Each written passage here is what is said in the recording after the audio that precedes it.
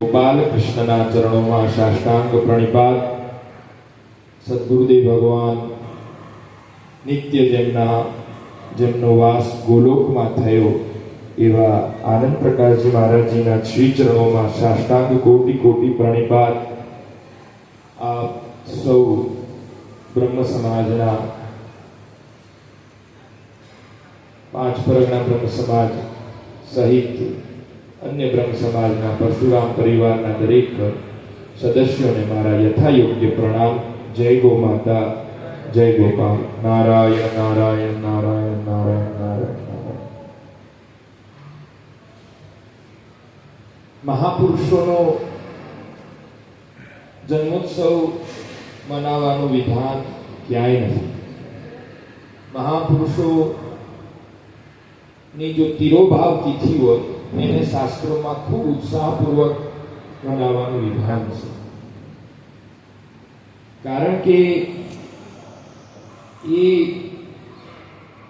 એ દિવસે એમનું મૃત્યુ નથી થતું, એ દિવસે એમનું ભગવાન સાથે મિલન થતું હોય છે, ભગવાન સાથે પરમાત્મામાં એમની આત્મા એક થતી હોય છે।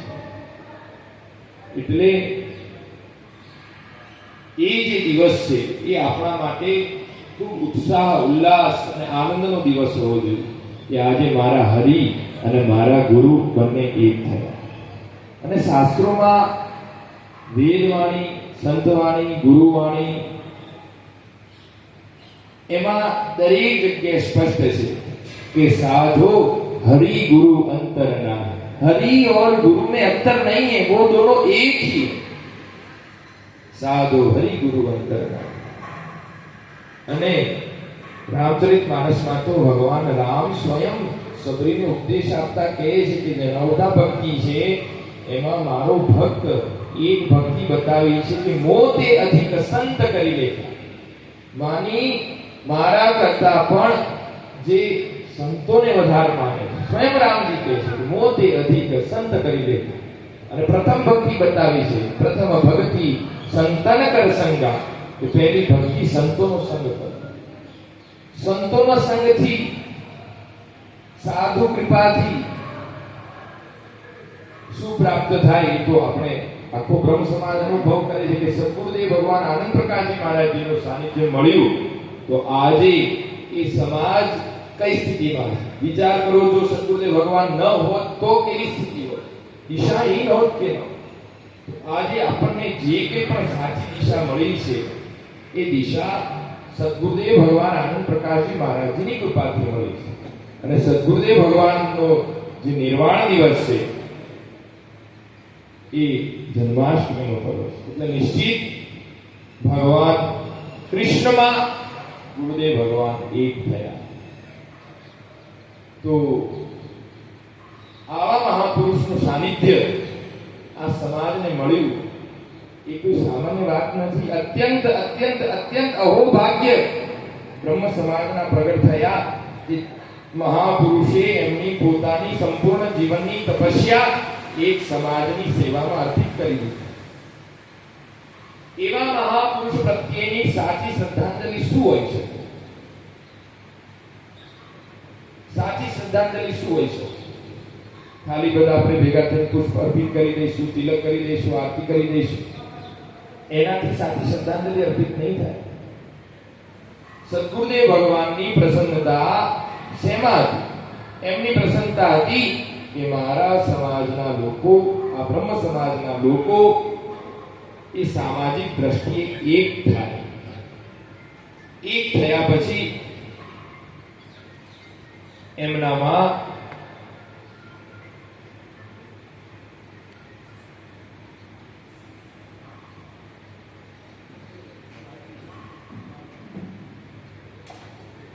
संस्कारों सिंचन थाय।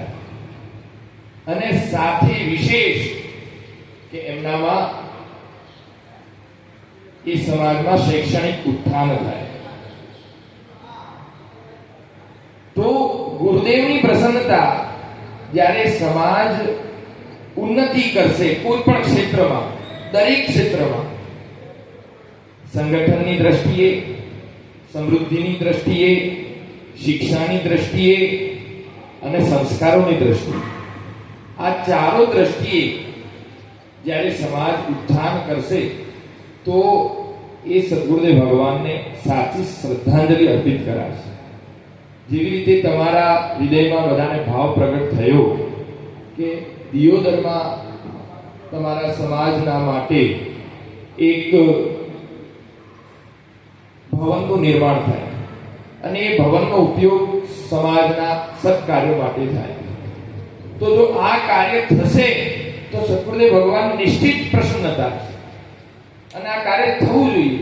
જો આ કાર્ય થવામાં ક્યાંય પણ કોઈ પણ રીતે કોઈ વ્યક્તિ અથવા કોઈ સમૂહ અનડગત થાય તો સમજો એ અત્યધિક ગુરુ અપરાધ કરે છે. અને ગુરુ અપરાધ માની હરિ અપરાધ. ભગવાન કહે છે કે મારો અપરાધ તો મને હું સહન કરીશ, મને તમે એટલા નહીં માનો અને મારું ક્યાંય ગાળો પણ દેશો તો પણ સહન કરીશ, પણ મારા ભક્ત, મારા હરિજન, મારા જે પ્રિયજન છે કે જે મારામાં એક થયા છે અથવા મારામાં એક થઈને રહે છે, એમનો અપરાધ હું ક્યારેય સહન નથી કરતો. શાસ્ત્રમાં સ્વયં ભગવાન નારાયણ અનેક જગ્યાએ એમને વર્ણન કર્યું છે કે ભક્તોના અપરાધ મારાથી સહન થતા નથી. કેમ કે સમાજમાં ઘણા બધાને આદત હોય છે, એમનો સ્વભાવ હોય છે, એમનો વ્યક્તિગત અહંકાર, વ્યક્તિગત પદ પ્રતિષ્ઠા, માન સન્માનના કારણે એ લોકો સમાજના સારા કાર્યોમાં એ લોકો ટાંગ અડાવતા હોય છે, પણ એ બહુ મોટો અપરાધ કરતા હોય છે, અત્યધિક મોટો અપરાધ. કારણ શું? બસ એમને એવું થતું અમારા દ્વારા નથી થતું, આમના દ્વારા થાય છે. આ કાર્ય સામાજિક કાર્ય કોઈ વ્યક્તિ દ્વારા નથી થતું હોતું. જગતમાં સમાજનું કોઈ કાર્ય થતું હોય તો જગતના અન્ય સમાજોમાં એક સમાજનું નામ જાય છે, નહીં કે કોઈ વ્યક્તિનું. અને જો કાર્ય ખરાબ થાય તો એવા વ્યક્તિઓના કારણે આખા સમાજનું નામ ખરાબ થતું હોય છે, નહીં કે એવા વ્યક્તિઓ. એટલે બહુ મોટા અપરાધના ભાગીદારી આ વ્યક્તિ થતા હોય છે. એટલે બ્રાહ્મણોએ વિશેષ કરી અને એક થઈ અને આ કાર્ય સંપાદિત કરવું જોઈએ. અને એ એકત્ર એવી રીતે થવું જોઈએ કે તન મન ધનથી બધું જ અર્પિત કરવા તૈયાર થઈ જવું જોઈએ. અને એમાં વિશેષ જે લોકો આનું બીડું ઉપાડી રહ્યા છે એ સમાજના પ્રતિનિધિ રૂપે આપણને અભ્યાસ નથી નેતૃત્વ સ્વીકારવાનો અભ્યાસ નથી. જ્યાં સુધી નેતૃત્વ સ્વીકારવામાં નહીં આવે ત્યાં સુધી સામૂહિક ઉત્થાન ક્યારેય નહીં થાય. નેતૃત્વ સ્વીકારવું જ પડશે, કોઈને તે સ્વીકારવા જ પડશે. શાસ્ત્રોમાં જેમ પૂજા પાઠ ઉપાસના હોય ત્યારે બ્રાહ્મણનું વરણ કરવામાં આવે કે અમે આ બ્રાહ્મણને વરણ કરી છે, આ અમારા આચાર્ય છે. પછી એ બ્રાહ્મણમાં કોઈ ભૂલ હોય, કોઈ દોષ હોય, કોઈ અપરાધ હોય વ્યક્તિગત રૂપે અથવા ઉચ્ચારણમાં ક્યાંક એમને ભૂલ થતી હોય તો એમાં યજમાનને એમનો દોષ જોવાની જરૂર નથી. એમને સાથે લઈ અને એ કાર્યને પછી પૂરું કરવું પડે. એવી જ રીતે આપણે તેને નેતૃત્વ અર્પિત કરીએ છીએ. પહેલા તો યોગ્ય નેતૃત્વ અર્પિત કરીએ અને યોગ્ય નેતૃત્વ અર્પિત કર્યા પછી એમના સાથે ચર્ચા વિચારણા કરી અને એ લોકો જે નિર્ણય કરે એમાં બધાએ સહમતિ અર્પિત કરી અને એ કાર્યને એક સાથે મળીને આગળ વધારવું જોઈએ. એ વિવેક છે નેતૃત્વ સ્વીકૃતિ. જ્યાં સુધી નેતૃત્વની સ્વીકૃતિ ન થાય ત્યાં સુધી ગંતવ્યની પ્રાપ્તિ થતી નથી. કાર્ય કરવા વાળા 5 જ હોય. કોઈ પણ જગ્યાએ તમે જતા રહેશો તો કાર્ય કરવા વાળા 5 જ હોય, 5-7 જણા. બીજા બધા પાછળ લાગવાનું હોય. જેમ કે એન્જિન એક જ હોય, એમાં પછી ટ્રેનના ડબ્બા હોય. એટલે એન્જિનને પણ અત્યધિક મહેનત કરવી પડશે. એ લોકોએ પોતાનું સર્વસ્વ અર્પિત કરવું પડશે.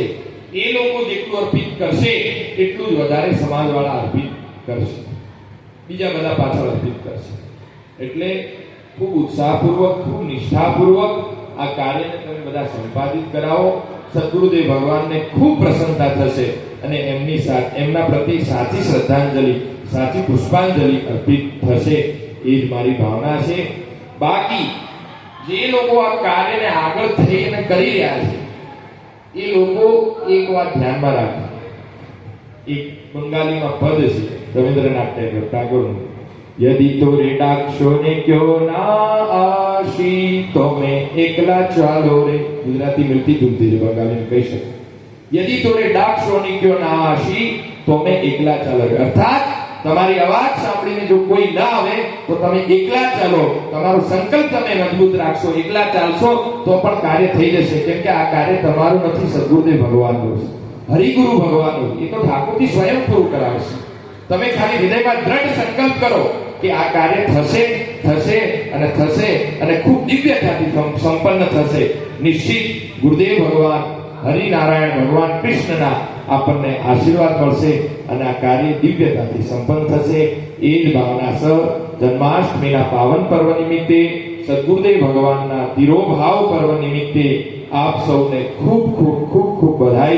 અને આ કાર્ય પણ ખૂબ દિવ્યતાથી સંપન્ન થાય, ખૂબ ભવ્યતાથી સંપન્ન થાય અને એ દિવ્ય ગંતવ્ય તરફ જે તમારું ધ્યેય છે, લક્ષ્ય છે, એ શીઘ્રાતિ શીઘ્ર તમને પ્રાપ્ત થાય એવી ભગવાન કૃષ્ણના ચરણોમાં પ્રાર્થના કરું છું. સૌને ખૂબ ખૂબ સાધુવાદ. જય ગો માતા, જય गोपाल. धर्म की अधर्म का प्राणियों में विश्व का, गौ माता की, गौ माता की.